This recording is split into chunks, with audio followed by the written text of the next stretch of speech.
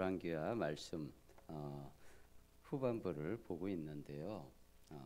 이 아수르 제국과 그리고 북이스라엘, 남유다 왕국 간의 이 국제 관계가 이 유다 왕국과 북이스라엘, 북왕국과 하나님 사이에 관계에도 많은 영향을 미치는 것을 우리가 보게 됩니다. 이는 우리 개인의 삶에서도 우리 개인 삶의 여러 가지 상황들이 하나님과 나와의 관계에 영향을 미친다는 것을 의미하는 것이죠. 즉 우리는 외부의 환경을 많이 하나님과의 관계에서도 받게 된다는 의미입니다. 히스기야 왕 때에 북왕국은 멸망을 했습니다. 그리고 이제 남유다 왕국만 남게 되죠. 북이스라엘 왕국은 북왕국은 백성들이 아수르로 잡혀가고 또 다른 민족들이 여러 민족들이 그 북이스라엘로 이주를 해와서 사람들이 섞이게 되고 사람들만 섞이는 것이 아니고 하나님의 신앙도 섞이게 됩니다. 그래서 하나님의 신앙이 좀 그 유일신의 신앙을 지키지 못하고 혼합이 되게 됩니다. 민족도 섞이고 종교도 섞여서 혼합 종교가 되어버립니다. 우상과 혼합이 되어서 이단화가 되고 사이비 종교가 되게 된 것입니다. 반면에 남유다 왕국은 아하스 왕 때 아람과 북이스라엘이 싸우러 오자 아람과 북이스라엘이 남유다 왕국을 함께 쳐들어왔습니다. 그러니까 아하스 왕은 맞서 싸우는 것을 포기하고 아수르에 공무를 보냅니다. 그래서 그들을 물리쳐 주기를 부탁을 합니다. 그래서 아수르 왕이 다메섹 아람을 쳐들어가서 다메섹 다마스쿠스를 점령을 하고 그들의 백성을 잡아가고 아람 왕도 죽입니다. 이제 아람이 식민지가 된 것이죠. 그런데 남왕국 역시 아수르의 속국이 된 것입니다. 그들에게 조공을 보내는 속국이 된 것이죠. 그래서 이 당시에 아시리아 지도를 찾아보시게 되면은 원래 아수르가 있던 지역부터 남쪽으로는 애굽까지 전체가 아시리아임을 우리가 볼 수가 있습니다.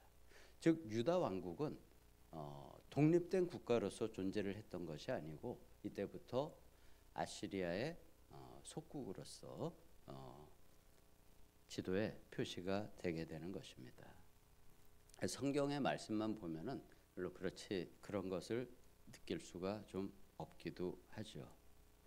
그런데 아하스 왕의 아들인 히스기야 왕 14년 때에도 다시 아수르의 왕 사네립이 쳐들어옵니다. 이때는 히스기야가 은 300달란트와 금 30달란트를 요구를 하자 이를 들어줍니다.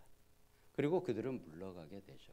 즉 거금을 주고서 이제 무마를 시킨 것입니다. 역시 속국이 되었다는 그러한 무릎을 꿇게 되는 것이죠.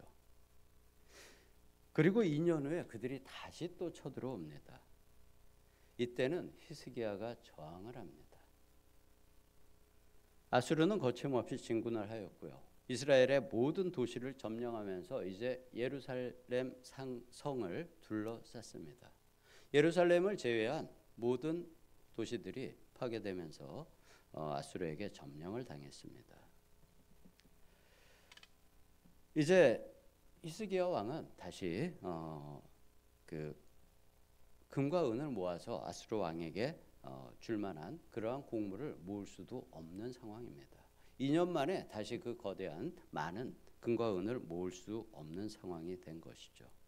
이제 예루살렘 성을 점령당하게 되면은 북왕국처럼 나라가 와해가 되고 백성들은 아수르로 끌려갈 것이고 히스기야 왕도 죽을 상황이 된 것입니다.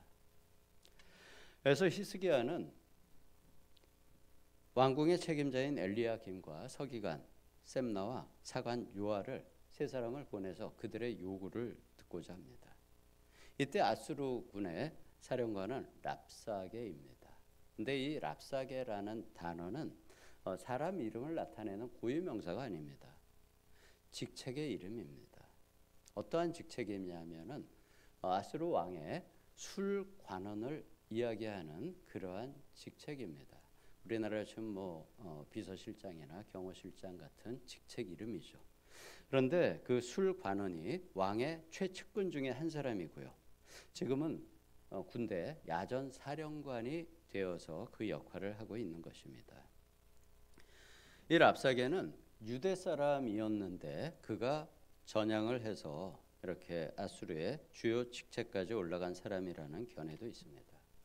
그는 제국의 고위 관리였는데도 유다 말로 성 밖에서 유대 민족들에게 이야기를 하죠. 그러한 것을 봤을 때 아마 그렇게 추정하는 학자도 있는 것 같습니다. 이 당시 중근동 전체 지역의 공통 언어는 아람어였습니다. 그래서 엘리야긴과 셈나와 요나는 그 랍사게가 아람어로 이야기해 달라고 요청을 하지만 그는 계속해서 성 밖에서 백성들에게 유다 말로 크게 소리를 지르고 이야기합니다. 그리고 그는 2년 전과 같이 금과 은을 요구하지 않습니다. 왜냐하면 예루살렘에 이제 전과 같이 금과 은이 남아있지 않다는 것을 그도 역시 잘 알고 있는 것입니다. 그는 오로지 항복을 원합니다.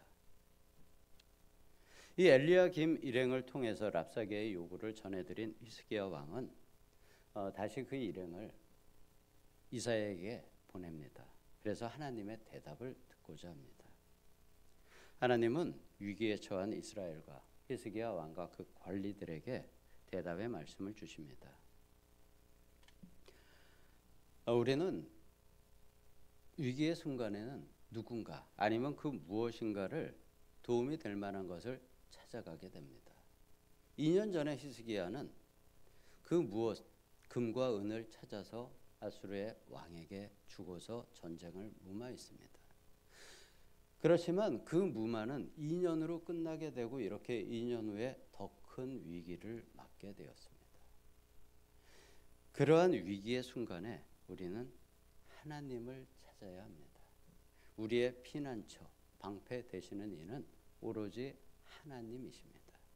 이제 히스기야 왕은 하나님을 찾아갔습니다. 이 위기의 순간에 하나님을 찾아가는 이것이 바로 문제 해결에 가는 지름길이 되고요. 우리들 역시 이러한 위기의 순간을 맞이할 때마다 하나님을 찾아가는 횟수가 많아질수록 우리의 신앙이 성장함을 알게 됩니다. 보다 많은 내 인생의 많은 문제들을 내가 해결하지 않고 누군가 무엇인가를 찾아가지 않고 하나님을 빨리 찾을수록 우리의 신앙은 깊어집니다. 더 나아가서 우리 인생의 일부가 아닌 모든 문제와 상황을 하나님께 맡길 때 주님과 동행하는 삶이 더욱 많아지고 깊어지게 되는 것입니다. 하나님께서는 사네립 왕이 19장 7절에 보시면은 그로 사네립이 소문을 듣고 그의 본국으로 돌아가게 하고 또 그의 본국에서 칼에 죽으리라. 어제 말씀에 있었죠. 7절 말씀입니다. 이 하나님의 말씀과 같이 사네립은 실제로 라기스와 에티오피아가 동맹을 맺고 아수르를 쳐들어옵니다. 이제 예루살렘과의 전쟁에 성을 점령하는데 집중을 할 수 없는 상황이 된 거죠. 적군이 쳐들어와서 이제 그쪽으로 전 군대를 후퇴시켜야 하는 상황이 되었습니다. 그런데 7절의 앞부분에 보면은 하나님께서는 이 일을 단지 한 영을 내려 보내주셔서 이 일을 이루어 주셨습니다. 한 영을 보내서 그가 소문을 듣고 본국으로 돌아가게 될 것이고 그곳에서 그는 칼에 맞으리라고 이야기해 주셨습니다. 하나님으로서는 이 한 나라의 생존과 멸망이 너무도 쉬워 보입니다. 단지 한 영을 보내심으로써 하나님의 일을 행하시는 것입니다. 즉 이러한 나라의 생존과 멸망이라는 큰 일도 하나님의 마음이 어느 쪽을 향하는가에 따라서 쉽게 이루어질 수 있음을 보여주는 것입니다. 이 일의 결정은 이스라엘의 마음이 왕의 마음이 어디를 향하는가에 있는 것입니다. 그의 마음이 백성의 마음이 하나님을 향해 있는가 세상을 향해 있는가. 우리의 삶도 마찬가지죠. 우리의 마음이 어떠한 순간에 하나님을 향해 있는가 세상을 향해 있는가. 하나님께서는 그것이 우리를 바라보는 관점이고 관건이십니다. 하나님은 우리의 삶에서 우리의 마음을 들여다보시면서 너의 마음이 네가 나를 향하고 있느냐 아니면 세상을 향하고 있느냐를 항상 살펴보시고 이를 이루어 가십니다. 이것이 우리에게 내 삶의 방향을 결정짓는 기준이 되는 것입니다. 우리 성도님들의 마음이 오로지 항상 하나님만 향하시기를 주님의 이름으로 축복합니다. 사내립은 떠나는 마당에 편지를 한 통 남기고 갑니다. 근데 그 편지의 내용도 항복을 권하는 내용이었고요. 히스기야는 다시 이 편지를 들고 하나님 앞에 나아가서 기도를 합니다. 하나님께서도 역시 이스라엘을 통해서 다시 대답을 보내주십니다.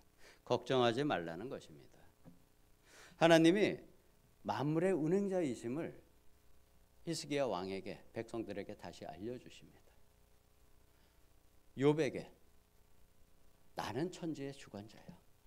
너 이런 거 알아? 내가 할 수 있는 것들을 욥에 대한 대답에서 알려주시듯이 히스기야에게도 백성에게도 자신이 만물의 운행자이심을 다시 한번 알려주시고 또 만국의 주관자이심을 선포하십니다. 그리고 또 이야기하시죠. 너희 유다 땅이 예루살렘 성을 빼고는 이미 황폐해졌을지라도 내가 해결을 해준다 이야기하십니다. 금년에는 29절 말씀이죠. 금년에는 그들이 땅에서 스스로 자란 것을 백성들이 먹을 것이고 내년에는 그 소출을 다시 심어서 그것에서 난 것을 먹되 3년이 되면은 직접 심고 거두며 포도원을 다시 일구어서 그 열매를 먹으리라 말씀하십니다. 먹고 사는 문제를 해결해 주시겠다고 걱정하지 말라고 하십니다.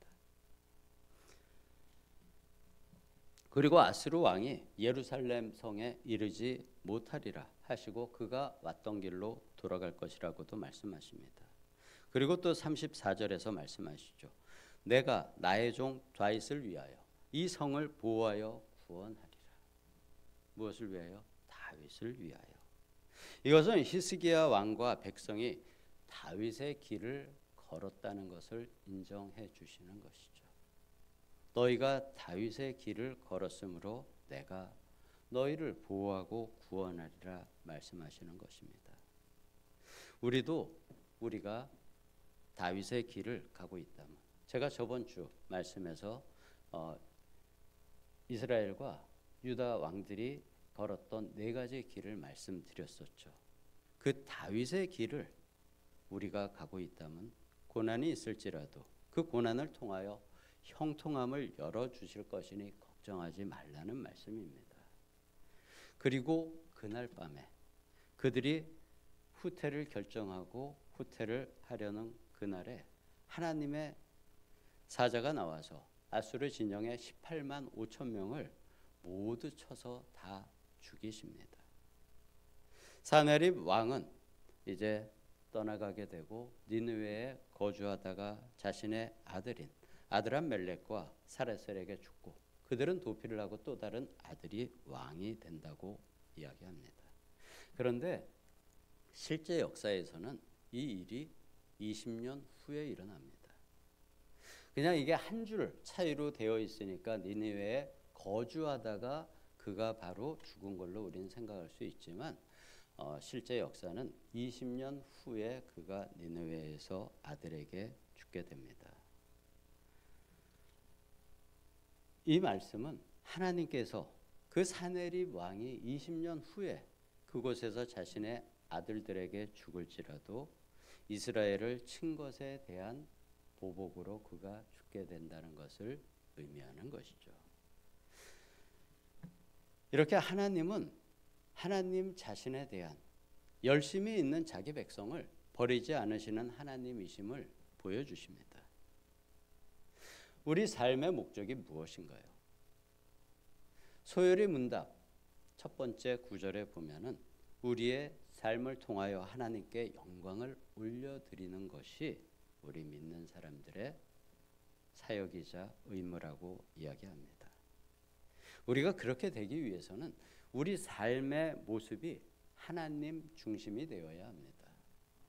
히스기야 왕은 두 번째 전쟁에 있어서 그 모든 전쟁의 중심을, 전쟁의 주인이 하나님이심을 올려드립니다. 그리고 그의 결정을 따라갑니다. 우리도 역시 내 생각의 중심이 나이고, 내 감정의 중심이 나이고, 내 의지의 중심이 나로 많이 살아왔지만 우리는 본능적으로 자꾸 나 자신을 따라가고자 합니다. 우리는 신앙과 믿음 생활을 통하여 내 생각과 감정과 의지의 중심이 하나님이 되어야 합니다. 하나님이 원하시는 우리의 신앙 생활은 내가 어떤 사역을 잘 하는가, 그것이 아닙니다. 물론 그것도 중요하지만 그거보다 더욱 중요한 것은 내가 얼마나 하나님을 중심으로 생각하고 살아가는가. 어떠한 일의 결정에 있어서 나 중심이 아닌 하나님 중심으로 어떠한 일을 결정하는가. 나의 마음을 하나님은 들여다보고 계십니다. 중심을 보시는 하나님이십니다. 우리 각자 마음 중심에 하나님을 모시고 나를 내려놓고 주님이 주인 되시기를 예수님의 이름으로 축복합니다. 아멘. 아버지를 향한 열심이 있다고 하면서도 나를 중심으로 열심을 내는 어리석음이 있습니다.